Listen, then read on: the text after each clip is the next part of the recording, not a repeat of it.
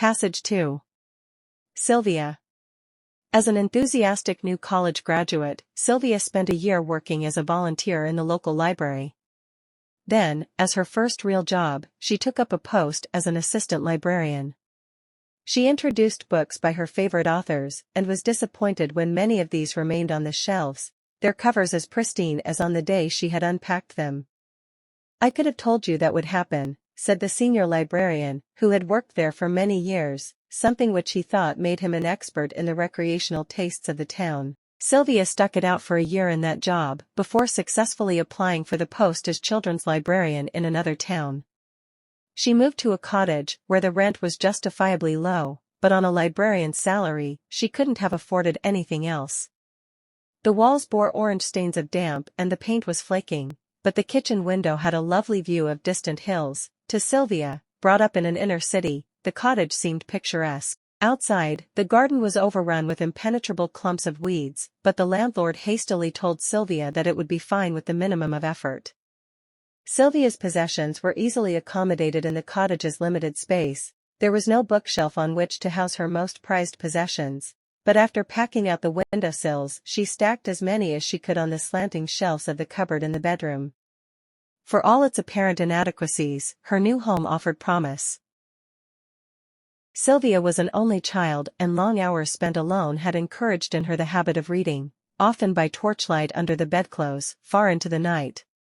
Every single Saturday morning, while her father read the newspapers and her mother made a martyr of herself over household chores, Sylvia walked down to the library.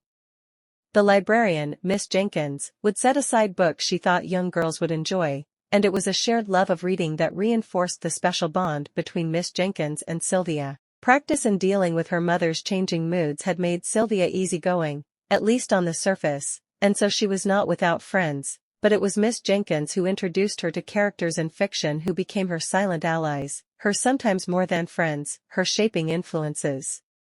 Although Sylvia had a dreaminess that vexed her teachers, she did well enough to secure a college place to study, to be a librarian.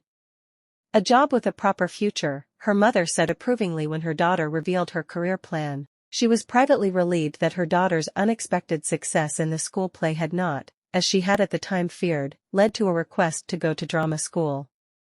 Apart from reading, the only other passion in Sylvia's family was her father's love of chess. He had been taught the game by a young soldier, Pavel, with whom he had spent time in the army, and her father had revealed an unexpected flair for it.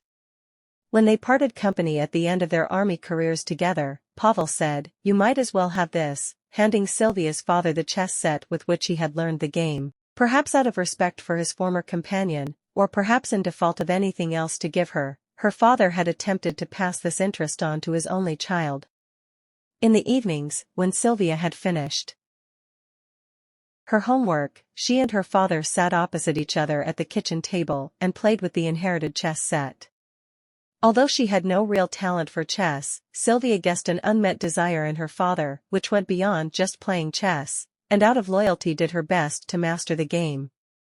It was a defining moment for them both, one Sylvia never forgot, when she contrived one evening to beat him. "You might as well have this," her father said, unconsciously repeating the words with which he had been given the modest wooden box on which the scratched initials of his former colleague were still visible.